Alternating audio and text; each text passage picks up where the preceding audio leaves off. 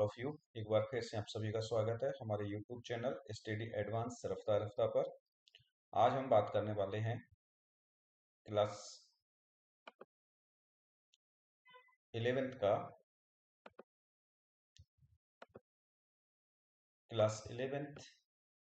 Geography का जो हमारी बुक है इंडिया फिजिकल एनवायरनमेंट यानी भारत का भौतिक पर्यावरण।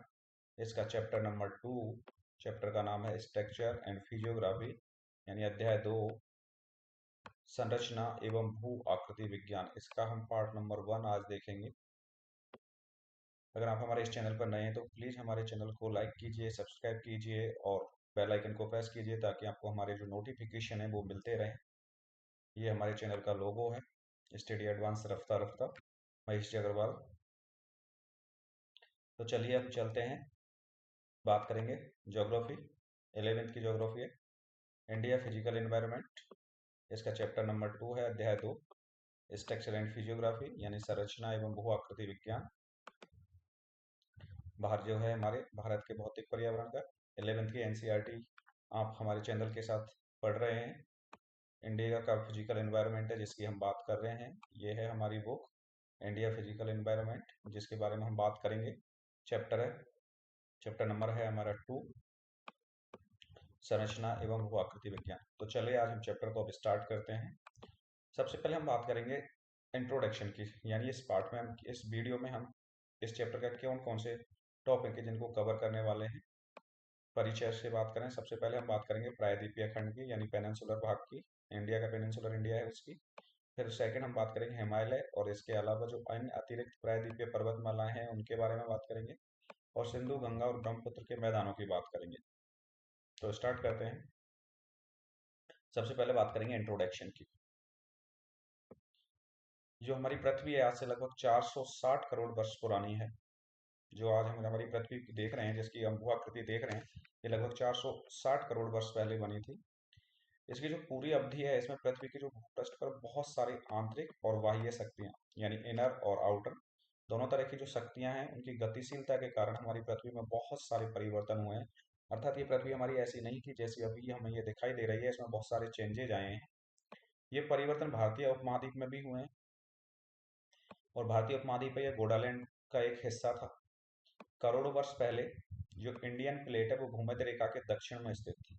देखो, ये है हमारी इक्वेटर लाइन और जो हमारे इंडिया का जो भाग था, जो इंडियन प्लेट थी, ये पहले भूमध्य रेखा यानी इक्वेटर है, ये भूमध्य रेखा के कहाँ थी? दक्षिण में थी। भूमध्य रेखा के कहाँ पर थी? दक्षिण में। और आज कहाँ पर आ गई है? ये इसके उत्तर में आ गई है। तो भूमध्य रेखा के दक्षिण में स्थित थी, जो आकार में बहुत बड़ी थी, तथा ऑस्ट्रेलियन प्लेट भी इसी का हिस्सा थी। करोड़ों वर्ष के दौरान यह प्लेट कई भागों में टूटी और ऑस्ट्रेलियन प्लेट है वो दक्षिण पूरब की ओर चली जाती है तथा इंडियन प्लेट है ये उत्तर दिशा में खिसकने लग जाती है। और जैसी हमें आज ये हमारी पृथ्वी दिखाई दे रही है, वैसा ही इसका स्वरूप है वो हमारे सामने आता है। चलो हम बात करते हैं ये चेंजेस जो हुए आंतरिक और बाह्य बलों के कारण, ये किस तरह से हुए। स्टार्ट की हम बात करें तो जो हमारी इंडियन प्लेट थी, ये जो हमारी भूमध्य रेखा है इक्वेटर, इसके बिल्कुल कहाँ पर थी? दक्षिण में थी। कहाँ पर थी? दक्षिण में है, दक्षिण में थी। अब इसी से जुड़ी हुई थी ऑस्ट्रेलियन प्लेट। अब इसमें कुछ परिवर्तन हुए तो इंडियन प्लेट है ये तो उत्तर दिशा की ओर मूव करने लगी और जो ऑस्ट्रेलियन प्लेट है वो हमारी चली गई दक्षिण पूर्व दिशा में। ये ऑस्ट्रेलियन प्लेट चली गई दक्षिण पूर्व दिशा में, ऑस्ट्रेलियन प्लेट गई। इंडियन प्लेट है ये नॉर्थ की ओर मूव करने लगी। तो ये आज से लगभग 70 मिलियन वर्ष पहले, आज से लगभग 70 मिलियन ईयर एगो हमारा जो भारतीय भूभाग था वो यहाँ पर था। अब ये भारतीय भूभाग में लगातार ये उत्तर की तरफ मूव करता रहा, फिर ये यहाँ पर आ गया इक्वेटर के आसपास। ये लगभग 50 मिलियन ईयर अगे यानी 50 मिलियन पहले की बात है, इक्वेटर के आसपास आ गया। फिर इसमें और उत्तर की ओर मूवमेंट रहा और ये आज की जो हमारा इंडिया की जो भू आकृति है वो आज हमें यहाँ पर दिखाई दे रही है। अब ये इक्वेटर के उत्तर में आ गई है। इक्वेटर के कहाँ पर आ गई है? उत्तर में आ गई है। ये यूरेशियन प्लेट है। यूरेशियन प्लेट है ये दक्षिण की तरफ मूव कर रही है और इंडियन प्लेट है ये उत्तर की तरफ मूव कर रही है। दोनों प्लेटें आपस में एक दूसरे से कोलैप्स करती हैं, यहाँ टकराव आता है, जिसके कारण इसमें बहुत सारी बलें बनती हैं जिनको हम हिमालय पर्वत की श्रृंखलाओं के नाम से जानते हैं। चलो इसको फिर से समझते हैं। आज से लगभग 70 साल पहले हमारी जो पृथ्वी है ये यहाँ पर थी। इंडिया के भूभाग की हम बात कर रहे हैं, तो ये यहाँ पर था अर्ली इंडिया। अब अर्ली इंडिया इसमें हमने कहा कि जैसा कि पहले बात की है कि इंडियन प्लेट है ये उत्तर की तरफ मूव कर रही है, अभी भी इसमें मूवमेंट जारी है।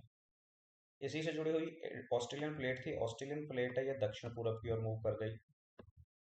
अब इंडियन प्लेट ऑस्ट्रेलियन प्लेट दोनों अलग हो गई, तो इंडियन प्लेट उत्तर की ओर मूव करती है, तो ये अर्ली इंडिया था, यानी पहले लगभग 70 मिलियन साल पहले। अब इसमें मूवमेंट हुआ, धीरे धीरे ये उत्तर की तरफ मूव करती है। ये लगभग जो ये कंडीशन दिख रही है ये है लगभग आज से 55 मिलियन ईयर अगो पहले की है, 55 मिलियन ईयर अगो पहले की है। ये आ जाती है फिर इक्वेटर के पास। स्टार्टिंग में कहाँ थी? ये इक्वेटर के दक्षिण में थी, अब ये इक्वेटर के पास आ गई। फिर इसमें और उत्तर की ओर मूवमेंट रहा, और आज से लगभग 38 मिलियन ईयर एगो हमारी जो भारत का जो भूखंड है वो यहाँ पर था। फिर इसने और मूव किया उत्तर की ओर, और आज का जो हमारा इंडिया है वो लगभग हमें यहाँ पर दिखाई दे रहा है। तो इंडियन प्लेट है वो लगातार कहाँ मूव कर रही है? इंडियन प्लेट है वो लगातार उत्तर की ओर मूव कर रही है। अब इसके पास में यहाँ पर है यूरेशियन प्लेट। अब इंडियन प्लेट और यूरेशियन प्लेट दोनों आपस में कोलैप्स करती हैं, टकराती हैं, तो यहाँ पर पहाड़ों की एक श्रृंखला बनती है जिसको हम हिमालय पर्वत के नाम से जानते हैं। ये यूरेशियन प्लेट और ये इंडियन प्लेट दोनों आपस में कोलैप्स करती हैं, तो यहाँ पर एक बहुत लंबी बड़ी पहाड़ों की एक श्रृंखला बनती है जिसको हिमालय पर्वत के नाम से जाना जाता है, जिसमें बहुत सारी सीरीज हैं। जैसे सबसे पहले बात करें, काराकोरम की श्रेणी आती है, फिर लद्दाख श्रेणी आती है, जास्कर, पीर पंजाल, शिवालिक, जिसको हम मध्य हिमालय, पार हिमालय और आधुनिक हिमालय के नाम से जानते हैं। स्टार्टिंग में जो हमारी इंडिया है ये गोंडवाना लैंड का हिस्सा है। गोंडवाना लैंड का और कौन कौन सा हिस्सा है? तो कुछ कॉन्टिनेंट, कुछ महाद्वीप, जैसे अफ्रीका महाद्वीप है, दक्षिण अमेरिका महाद्वीप है, ये भी किसका हिस्सा थी? गोंडवाना लैंड का हिस्सा है। तो यहाँ पर भी ये भी क्या हुआ? मूवमेंट जारी है इसमें। और ये पृथ्वी में इस तरह से क्या हुआ, इनकी प्लेटें टूटी हैं, जिससे आज विभिन्न जो इतने महाद्वीप हैं जो हमें दिखाई देते हैं वो दो प्लेटों का हिस्सा है जो टूट कर बने हुए हैं। चलो उसको नेक्स्ट स्लाइड में देखते हैं। स्टार्टिंग में हमारा जो पृथ्वी है और पृथ्वी पर जो पानी है ये दो भागों में विभाजित था।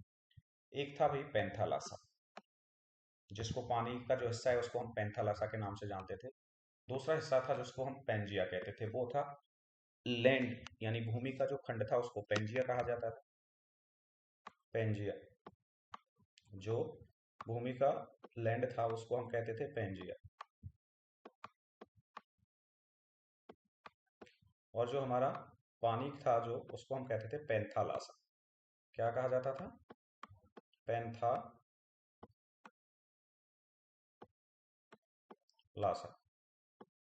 दो नामों से जानते थे।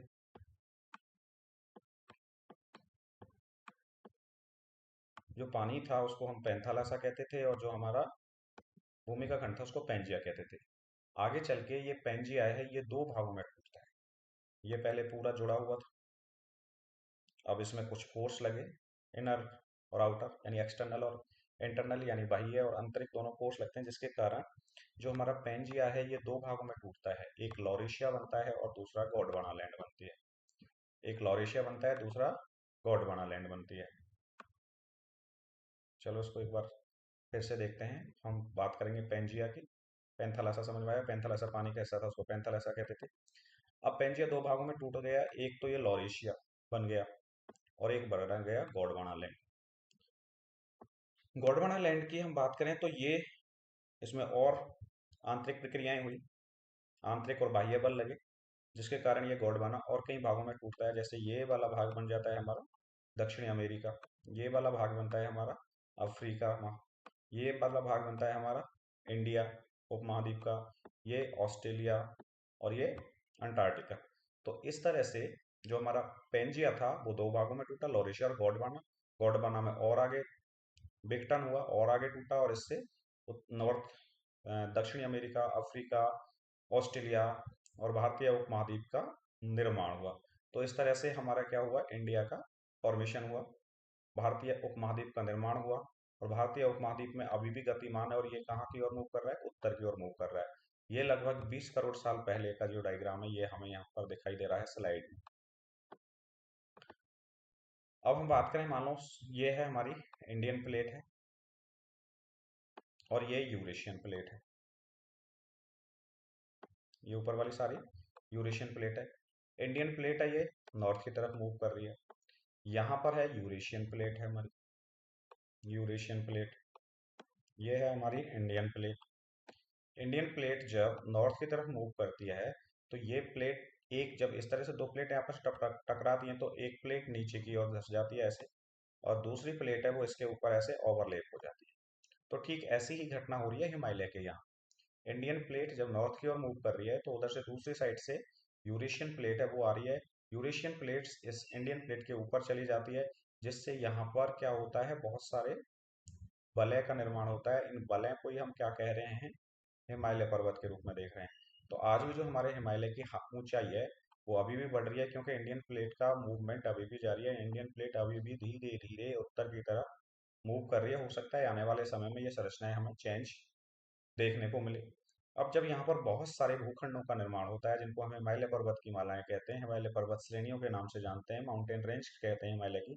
इससे बहुत सारी रिवर्स निकलती हैं, फिर ये बहुत सारी रिवर्स निकलती हैं, घाटियां बनती हैं, इसमें बहुत ऊंचे ऊंचे पहाड़ों की चोटियां बनती हैं, जिसमें माउंट एवरेस्ट है, K2 है, गॉडविन एस्टविन है, इस तरह की बहुत सारी चोटियां बनती हैं। तो इस तरह से क्या हो रहा है, हिमालय का निर्माण हो रहा है इंडियन प्लेट के उत्तर की तरफ मूवमेंट के कारण। इसको और अच्छे से आइए हम एक GIF के द्वारा समझने का प्रयास करते हैं। देखो, ये हमारी इंडियन प्लेट है जो धीरे धीरे कहाँ, उत्तर की ओर मूव कर रही है। ये यूरेशियन प्लेट है जो साउथ की तरफ मूव कर रही है। अब ये इंडियन प्लेट जब यूरेशियन प्लेट से टकराती है तो देखो इस तरह से वलयों का निर्माण हो रहा है। देखो इसमें एक वलय बनी, दो वलय बनी, तीन वलय बनी, चार वलय बनी। ये जो वलय यहाँ पर जो बनती जा रही है ये किसका निर्माण कर रही है, पहाड़ों का, पर्वतों की श्रृंखलाओं का निर्माण कर रही है, जिसमें हमारा हिमालय पर्वत एक है। इसलिए हिमालय पर्वत है वो नया है, नवीन है। अब आप GIF को फिर से देखेंगे एक बार, देखो ये धीरे धीरे ये टाइम को दिखाएगी। देखो फिर से एक बार GIF को आने दो, आप फिर देखना, ये टाइम को दिखाएगी कि कब कितना था, कैसे कैसे इसमें चेंजेज हो रहे हैं। देखो ये 68 से 55, फिर ये 45 मिलियन, 40, 35, 30, 25, 20, 15, 10, 5 और नाउ।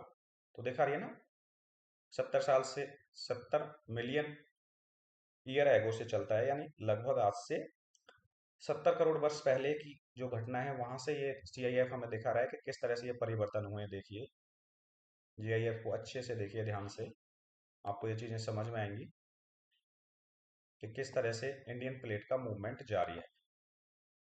देखो इंडियन प्लेट यहाँ थी, ये धीरे धीरे मूव करती है। अब इंडियन प्लेट यहाँ से चलना स्टार्ट हुई है, यहाँ से, और ये यहाँ पर पहुंच गई है, यहाँ पर। और किसका निर्माण हो रहा है, हिमालय का निर्माण हो रहा है।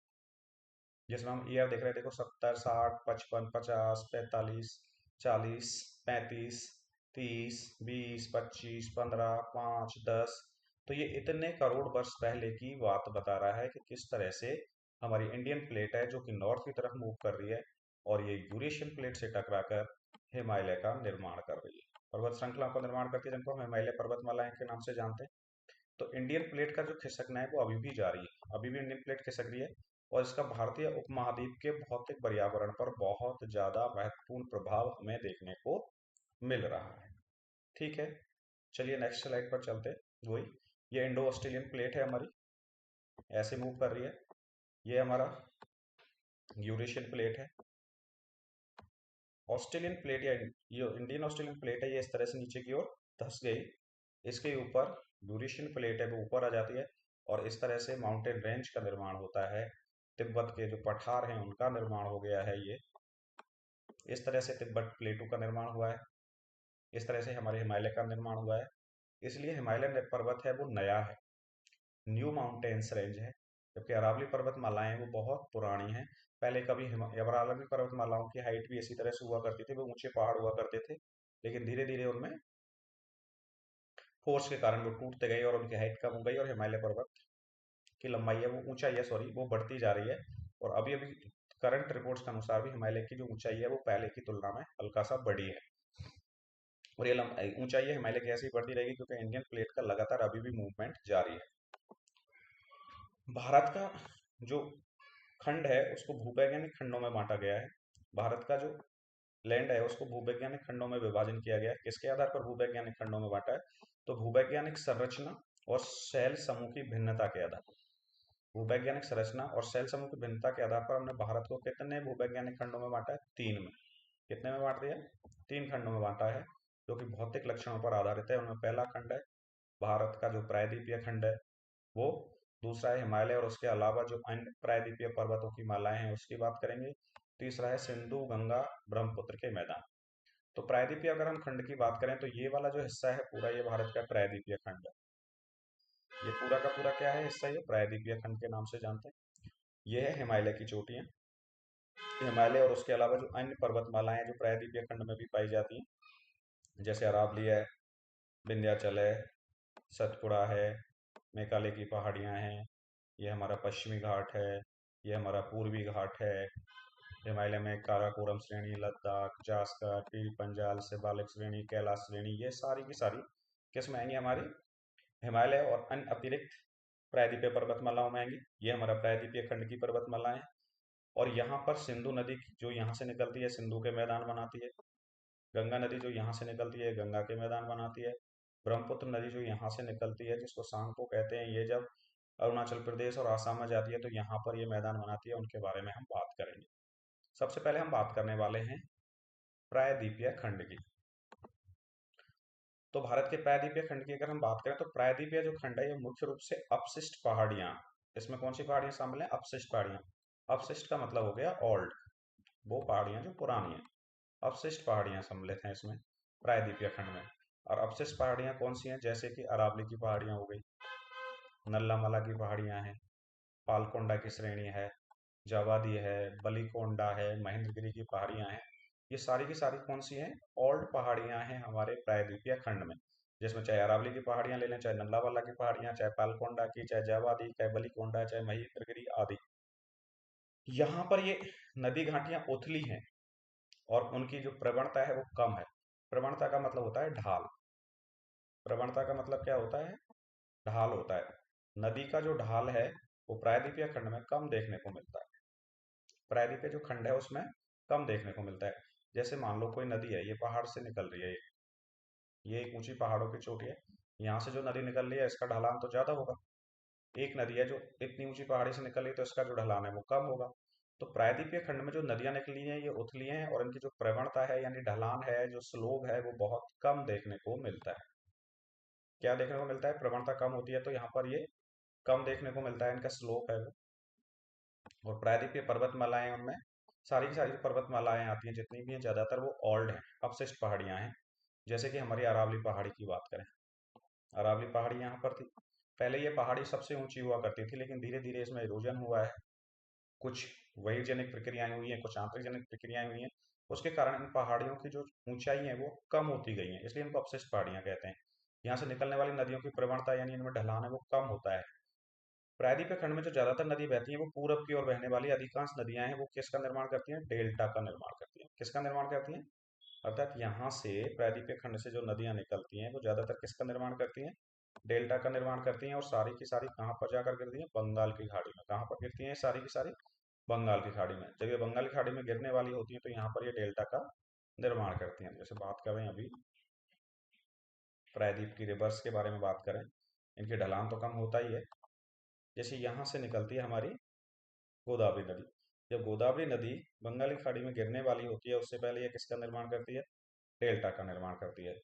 फिर निकलती है यहाँ से कृष्णा नदी, ये भी अपना डेल्टा बनाती है। फिर निकलती है कावेरी नदी, ये भी डेल्टा निर्माण करती है। यहाँ से निकलती है महानदी नदी, ये भी किसका निर्माण करती है? डेल्टा का निर्माण करती है। अब यहाँ से निकलती है लगभग गंगा नदी। गंगा नदी भी आगे जाकर एक बहुत बड़े डेल्टा का निर्माण करती है, जिसको सुंदरबन डेल्टा के नाम से जाना जाता है, जो विश्व का सबसे बड़ा डेल्टा है। तो ये नदियां बंगाल की खाड़ी में गिरने से पहले किसका निर्माण करती हैं? डेल्टा बनाती हैं। जैसे कि महानदी, गोदावरी, कृष्णा द्वारा निर्मित डेल्टा इसके उदाहरण हैं। ये गोदावरी नदी के द्वारा बनाया गया डेल्टा दिखाया गया है हमने। यहाँ ये कृष्णा नदी के द्वारा बनाया गया, यहाँ कावेरी नदी के द्वारा, और यहाँ पर महानदी के द्वारा बनाया गया डेल्टा है। अर्थात जो प्रायद्वीपीय खंड है, इसमें जो पहाड़ियां हैं वो ज्यादातर अपशिष्ट पहाड़ियां सम्मिलित हैं। अर्थात पुरानी पहाड़ियां हैं इसमें, जैसे अरावली हो गई, नल्लामाला हो गई, पालकोंडा हो गई, जावादी हो गई, बलीकोंडा हो गई, महेंद्रगिरी हो गई। यहाँ पर जो नदियां हैं वो ज्यादातर उथली हुई हैं, और इनकी जो प्रवणता है यानी इनका जो ढलान है वो कम है। इसमें ज्यादातर जो नदियां हैं वो पूरब की ओर बहती हैं और बंगाल की खाड़ी में गिरती हैं, उससे पहले ये डेल्टा का निर्माण करती हैं, जैसे कि महानदी, गोदावरी, कृष्णा, कावेरी आदि। प्रायद्वीपीय खंड की हम बात करें तो प्रायद्वीपीय खंड है ये राजस्थान में। ये प्रायद्वीपीय खंड मरुस्थल एवं मरुस्थल के आकार की संरचनाएं से ढका हुआ है। अर्थात राजस्थान तक ये प्रायद्वीपीय खंड फैला हुआ है, और यहाँ पर ज्यादातर मरुस्थल और मरुस्थल में मरुस्थल ये समान आकृतियां यहाँ पर बनी हुई हैं जिनसे ढका हुआ है। प्रायद्वीपीय जो खंड है इसमें मुख्य रूप से प्राचीन नाइस और ग्रेनाइट से बना हुआ है। अर्थात यहाँ नाइस चट्टाने और ग्रेनाइट की चट्टाने देखने को मिलती हैं, क्योंकि हमारा जो प्रायद्वीपीय खंड है इसका जो निर्माण हुआ है वो वॉल्केनिक एक्टिविटी से हुआ है। किसके हुआ है? वॉल्केनो से। वॉल्केनिक एक्टिविटी से इसका फॉर्मेशन हुआ है। अब वॉल्केनिक एक्टिविटी से ग्रेनाइट का निर्माण हुआ है, इसलिए यहाँ पर ग्रेनाइट की चट्टानें पाई जाती हैं। कैम्ब्रियन कल्प की अगर बात करें तो यह भूखंड एक कठोर खंड के रूप में खड़ा हुआ है। कठोर इसलिए कि इसमें ग्रेनाइट की चट्टानें हैं। अपसात स्वरूप कुछ अपवाद भी देखने को मिलते हैं, जैसे पश्चिमी तट के समुद्र है वो डूबा हुआ है होने के कारण इसके कुछ हिस्सों में क्या होती है भाई, टेक्टोनिक क्रियाओं से परिवर्तित होने के उपरांत भी, यानी विवर्तनिका की जो क्रियाएं उनके परिवर्तित होने के उपरांत भी इस भूखंड का जो वास्तविक आधार है वो तल पर कोई उसका प्रभाव देखने को नहीं मिलता है। अर्थात अपसात स्वरूप पश्चिमी तट समुद्र में डूबा होने और कुछ हिस्से विवर्तनिक क्रियाओं से परिवर्तनों के उपरांत भी इस भूखंड के वास्तविक आधार तल पर कोई प्रभाव नहीं पड़ता। इंडो ऑस्ट्रेलियन प्लेट का हिस्सा है ये, इसलिए इंडो ऑस्ट्रेलियन प्लेट का हिस्सा होने के कारण यह ऊर्ध्वाधर हलचलों व खंड भ्रंशों से प्रभावित है। अर्थात इसमें टेक्टोनिक एक्टिविटीज होती हैं, क्योंकि जो हमारी इंडियन प्लेट है वो ऊपर की तरफ मूव कर रही है, उत्तर की तरफ, और ऊपर से यूरेशियन प्लेट है वो मूव करती है। दोनों प्लेट आपस में टकराती हैं। जिन प्लेटों के टकराने के कारण इसके जो ऊर्ध्वाधर हलचलों व खंडों में भ्रंश देखने को मिलते हैं। क्या देखने को मिलते हैं? भ्रंश देखने को मिलते हैं, जिसमें हमारी नर्मदा नदी, तापी नदी, महानदी, ये रिफ्ट घाटियां हैं जो सतपुड़ा के पर्वत और विंध्याचल की पर्वत की मालाओं के बीच में हमें देखने को मिलती हैं। आगे इसको समझाते हैं किस तरह से ये भ्रंश बने हैं। तो भ्रंशों में बहने वाली नदी हैं नर्मदा, तापी और महानदी। देखो, ये है हमारा विंध्याचल पर्वत, और यहाँ पर नीचे है हमारा सतपुड़ा पर्वत। अब यहाँ पर जो भ्रंश बनते हैं इसी में से हमारी बह रही है नर्मदा नदी, और यहीं पर बह रही है हमारी ताप्ती नदी। यहाँ पर महादेव की पहाड़ियां हैं, जहाँ पर महानदी प्रवाहित हो रही है। ये तो ये वो नदियां हैं जो भ्रंश घाटियों में प्रवाहित हो रही हैं। यहाँ पर वो नदियां हैं जो भ्रंश घाटियों में प्रवाहित हो रही हैं, चाहे वो नर्मदा नदी है, चाहे वो ताप्ती नदी है, चाहे वो महानदी है। ये सारी की सारी नदियां कहाँ पर प्रवाहित हो रही हैं? भ्रंश घाटियों में प्रवाहित। ये है हमारी विंध्याचल पर्वतमाला, ये है हमारी सतपुड़ा। यहाँ पर ये नदी निकल रही है नर्मदा नदी। यहाँ पर ये नदी आ रही है हमारी तापी रिवर, जो कि कहाँ पर गिरती है? खंबात की खाड़ी में। ये है खंबात की खाड़ी, जहाँ पर आकर ये दोनों नदी गिरती हैं, और ये दोनों भ्रंश घाटियों में प्रवाहित होने वाली नदी हैं। ठीक ऐसे ही एक ये है महानदी, ये भी भ्रंश घाटी में प्रवाहित हो रही है, और ये कहाँ जाती है? बंगाल की खाड़ी में। तो ये भ्रंश घाटियों में बहने वाली नदी है। ठीक है। अब यहाँ पर वॉल्केनिक एक्टिविटी हुई है। कौन सी एक्टिविटी हुई है भाई? वॉल्केनिक हुई है प्रायद्वीपीय खंड में। तो वॉल्केनिक एक्टिविटी के कारण क्या बना है? हमारे प्लेटूज का निर्माण हुआ है, पठारों का निर्माण हुआ है। किसका निर्माण हुआ है? पठार का निर्माण हुआ है। पठारों की हम बात करें तो यहाँ पर ये जो पठार आपको दिख रहा है, ये यहाँ से यहाँ तक यूं वाला ये वाला भाग है, ये पूरा ये है हमारा दक्कन प्लेटू है, दक्कन का पठार जिसको कहते हैं। ये हमारा मालवा का पठार है। यहाँ पर ये छोटा नागपुर का पठार देखने को मिल रहा है। यहाँ पर ये शिलोंग का पठार है, जिसको मेघालय का पठार के नाम से जानते हैं।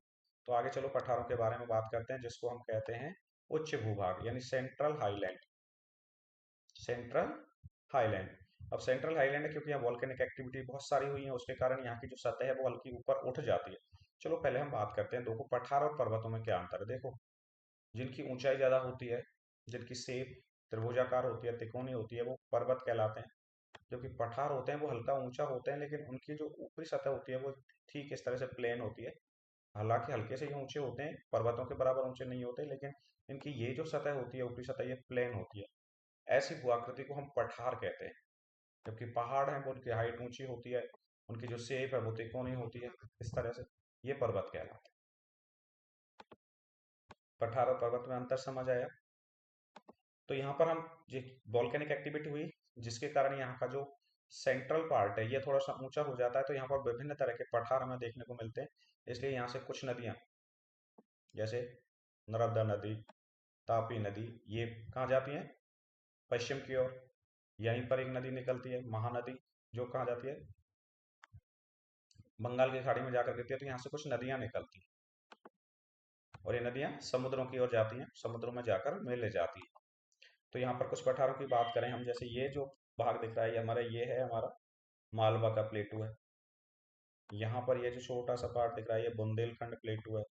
ये बागेलखंड प्लेटू है। ये छोटा नागपुर का पठार है। ये सीलोंग प्लेटू है। ये हमारा एक और प्लेटू हमें दिख रहा है दंतेवाड़ का, ये हमारा तेलंगाना का प्लेटू है।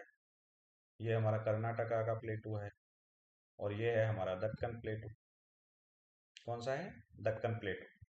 तो यहाँ पर जो मध्य भाग है, ये हल्का सा उठ जाता है, जिसको हम सेंट्रल हाईलैंड या मध्य उच्च भूभाग कहते हैं। अब यहाँ पर भी हम देखें तो ये जो वाला भाग है हमारा, ये यहाँ से और यहाँ तक पूरा, ये पूरा का पूरा हमारा दक्कन प्लेटू।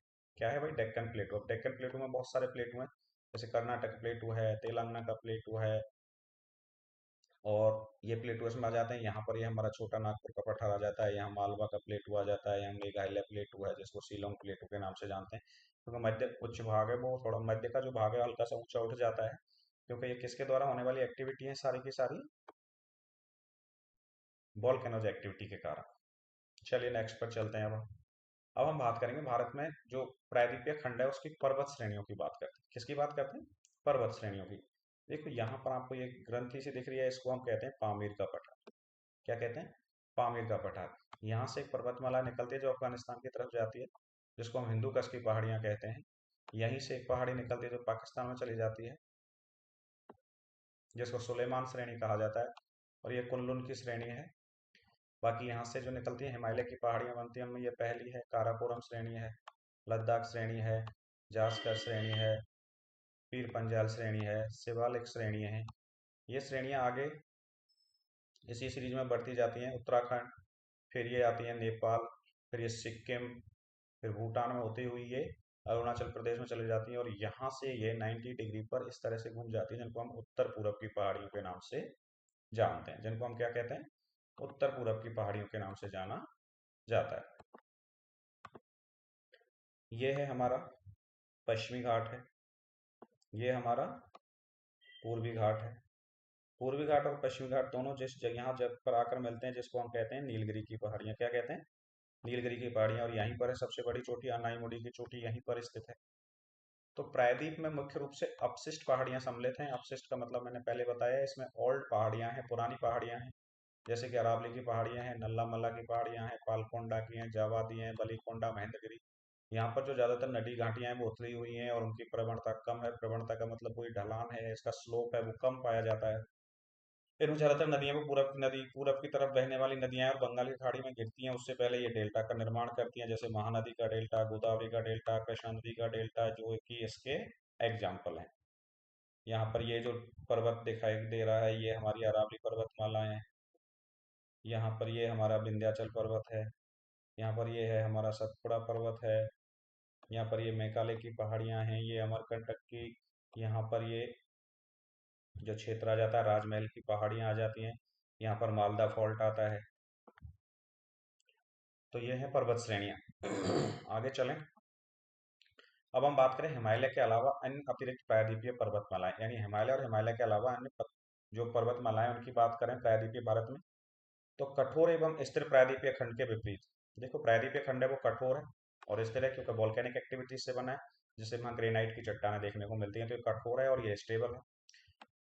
इसके अलावा इसके विपरीत जो हिमालय है या इसके अतिरिक्त जो हिमालय की अन्य पर्वतमालाएं हैं वो भूवैज्ञानिक दृष्टि से कैसी हैं, तरुण है, यानी नई है, दुर्बल हैं, इतनी ज़्यादा हार्ड नहीं है और लचीली है, इनमें फ्लेक्सिबल पाया जाता है, क्योंकि इनका तो निर्माण है वो अभी हो ही रहा है। इंडियन प्लेट यूरेशियन प्लेट से टकरा रही है, तो इनका जो फॉर्मेशन है वो अभी चल रहा है, इसलिए ये नई है, दुर्बल है और लचीली है। ये पर्वत वर्तमान समय में भी बहिर्जनिक यानी एक्सोजेनिक फोर्स से और अंतर्जनित यानी एंडोजेनिक फोर्सेज की जो अंतःक्रियाएं होती हैं उनसे प्रभावित होते हैं। इनके परिणाम स्वरूप इनमें क्या आती है, बलन आ रहे हैं, इनमें क्या आती है, भ्रंश उत्पन्न हो रहे हैं, इनमें क्या आते हैं, छेद यानी थ्रस्ट का फॉर्मेशन हो रहा है, जो अभी नई पहाड़ियां बन रही हैं इनमें। इन पर्वतों की उत्पत्ति है वो विवर्तनिक हलचलों से हुई है, अर्थात टेक्टोनिक, अर्थात इंडियन प्लेट और यूरेशियन प्लेट के टकराव के कारण इनका निर्माण हो रहा है। इसलिए कैसी है, विवर्तनिक हलचलों से जुड़ी हुई है। जब इन पहाड़ियों का निर्माण हो रहा है जो विवर्तन के कारण, तो इनकी ऊंचाई है वो लगातार बढ़ रही है और इनकी ऊंचाई है वो अभी भी ऊंची है। तो इसके कारण यहाँ से जो नदियां बहती हैं वो तेज बहाव वाली नदियां निकलती हैं, और तेज बहाव में जब नदियां निकलेंगी तो वो अपरदन ज्यादा करती हैं। तो ये पर्वत अभी भी किस अवस्था में पाए जाते हैं, अपरदित हैं, और ये अभी भी युवा अवस्था में। तो यहाँ से जो नदियां निकलती हैं वो सारी की सारी अभी किस में है, युवा अवस्था में। यहाँ पर हमें नदियां देखने को मिलती हैं, क्योंकि ऊंची पहाड़ियों से जब नदियां निकलती हैं तो ये क्या है, तेज बहाव होता है इनका।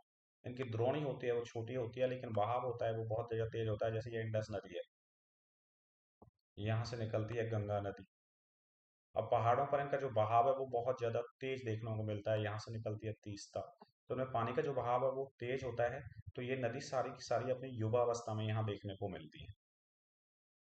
जब इन नदियों में तेज बहाव होता है तो ये क्या बनाती है, कुछ बड़े बड़े गड्ढों का निर्माण करती हैं, खड्डों का निर्माण करती हैं, जिनको हम गॉर्ज कहते हैं। तो ये नदियां क्या बनाती हैं, गॉर्ज बनाती हैं। इसके अलावा ये बी आकार की घाटियों का भी निर्माण करती हैं, कुछ क्षिप्रिकाएं बनाती हैं, और जलप्रपात यानी कि वाटरफॉल्स का भी यहाँ पर निर्माण किया जाता है, जो इसके प्रमाण है कि ये नदियां अभी भी अपनी युवा अवस्था में हैं। आगे चलें, अब हम बात करते हैं सिंधु, गंगा और ब्रह्मपुत्र के मैदानों की। तो यहाँ पर जो ये दिख रहा है आपको कलरफुल पार्ट, ये सारा का सारा सिंधु, गंगा और ब्रह्मपुत्र नदी के द्वारा बनाए गए मैदान है। ये जो वाला भाग है पूरा का पूरा सिंधु, गंगा और ब्रह्मपुत्र नदी के क्या है, ये मैदान है जो इन नदियों के द्वारा बनाए गए। अच्छा, इनका निर्माण कैसे हुआ होगा, इन मैदान क्या ये ऐसे ही थे? बहुत समय पहले ये जो मैदान अभी हमें दिखाई दे रहे हैं ये बहुत गहरे खड्डे हुआ करते थे। तो भारत का जो तृतीय वैज्ञानिक खंड है वो है सिंधु, गंगा और ब्रह्मपुत्र नदियों का मैदान है। मूल रूप से यह भू अभिनीति गर्त थे, अर्थात ये गर्त था, खाई थी, गड्ढे थे बहुत बड़े बड़े। तो ये अभिनति गर्त थी, जिसका मुख्य रूप से हिमालय की जो पर्वतमालाओं का जो निर्माण की जो प्रक्रिया हुई है, जो उसका तीसरा चरण है, आज से लगभग 6.4 करोड़ वर्ष पहले हुआ। तब से जैसे हिमालय और प्रायद्वीपीय नदियों से निकलने वाली नदियां अपने साथ लाइव अपसादों से पाट रही हैं। आज से लगभग 6.4 करोड़ वर्ष पहले यहाँ पर बहुत गहरे गड्ढे देखने को मिल रहे थे, बहुत गहरे गहरे गड्ढे थे। अब जब हिमालय का फॉर्मेशन स्टार्ट हो गया, हिमालय का निर्माण स्टार्ट हुआ, तो हिमालय का निर्माण का जब स्टार्ट हुआ तो हिमालय से नदियां निकलने लगी। जैसे यहाँ से निकलती है गंगा नदी। अब गंगा नदी जब यहाँ से निकलती है तो ये अपने साथ बहुत सारे अवसाद लाती है, बहुत सारी क्या लाती है, अवसाद लाती है। अब इसकी कुछ सहायक नदियां हैं जो यहाँ से निकलती हैं, ये भी अपने साथ क्या लाती हैं, बहुत सारे अवसाद लाती हैं। यहाँ से यमुना नदी निकलती है, वो भी अपने साथ बहुत सारे अवसाद लाती है। अब वो अवसाद है वो क्या है, जो ये गड्ढे थे इन गड्ढों में वो अवसाद यानी कि इनके द्वारा लाए गए विभिन्न तरह के पदार्थ जो कटाव के द्वारा, इरोजन के द्वारा लाए गए, वो यहाँ पर धीरे धीरे इन गड्ढों में जमा होते चले। अभी धीरे धीरे जमा होते चले गए तो ये जो गड्ढे हैं ये भरते जाते हैं, और इस तरह से किसका निर्माण होता है, मैदानों का निर्माण होता है। ये तो हमने बात की थी गंगा नदी की। यहाँ से निकलती है सिंधु नदी। सिंधु नदी भी अपने साथ अवसाद लाती है, और वो भी यहाँ पर इसकी जो सहायक नदियाँ निकलती हैं वो पंजाब में किसका निर्माण करती हैं, पंजाब और जम्मू कश्मीर का जो क्षेत्र है वहां पर मैदानों का निर्माण करती हैं। फिर तीसरी नदी निकलती है हमारी ब्रह्मपुत्र नदी। ब्रह्मपुत्र नदी भी यहाँ से निकलती है। ब्रह्मपुत्र नदी यहाँ से निकलने के बाद पूरब की ओर प्रवाहित होती है, और जैसे ही ये पहुंचती है नामचा बरवा अरुणाचल प्रदेश में जो पहाड़ है, वहां से ये इंडिया में प्रवेश करती है। और यहाँ से फिर आसाम में, और आसाम के बिल्कुल बीच से गुजरती हुई ये नदी धुबरी के पास 90 डिग्री पर बंगाल की खाड़ी में घुस जाती है। तो यहाँ पर इस नदी का बहाव भी तेज होता है। इस नदी में भी बहुत सारे अवसाद आते हैं और वो अवसाद इन गड्ढों में जम जाते हैं, जिससे यहाँ पर किसका निर्माण होता है? मैदानों का निर्माण हो जाता है। अब ये जो मैदानों का निर्माण होता है, इसमें जो जलोढ़ की औसत गहराई है वो लगभग 1000 से 2000 मीटर गहरी है। अर्थात ये जो गड्ढे बने थे पहले, ये लगभग 1000 से 2000 मीटर की गहराई तक हमें देखने को मिलती है। अर्थात अब जो मैदान बने हैं उनमें जो जलोढ़ है, जो इन नदियों के द्वारा लाए गए अवसादों के द्वारा भर दिए गए, ये मान लो ये एक अवसाद था। अब नदी स्टार्टिंग में लाती है अवसाद, वो यहाँ तक बढ़ता है, फिर नदी आती है, फिर वो यहाँ तक बढ़ती है, फिर यहाँ तक, यहाँ तक, यहाँ तक। अब इसने पूरा प्लेन एरिया बना दिया। तो ये जो अवसाद भरा था, इसकी जो गहराई है यहाँ से यहाँ तक, ये लगभग 1000 से 2000 मीटर के बीच में पाई जाती है। ठीक है, तो इस तरह से हुआ था गंगा, ब्रह्मपुत्र और सिंधु नदी के मैदानों का निर्माण। अब हिमालय ड्रेनेज सिस्टम को हम एक बार यहाँ पर देख लें। हिमालय ड्रेनेज सिस्टम की बात करें तो देखो, यहाँ से निकलती है हमारी सिंधु नदी, जो यहाँ पर केटू के पास से नंगा पर्वत से होती हुई ये कहाँ चली जाती है? पाकिस्तान वाले एरिया में चली जाती है। यहाँ इसकी सहायक नदियां हैं झेलम, रावी, ब्यास, सतलज, चिनाब, और ये 5 नदी आपस में यहाँ पर मिल जाते हैं, और ये 5 नदियों के कारण ही यहाँ पर इसको पंजाब के नाम से जाना जाता है। और ये नदियां ही यहाँ पर क्या बनाती हैं? पंजाब में मैदानों का निर्माण करती हैं।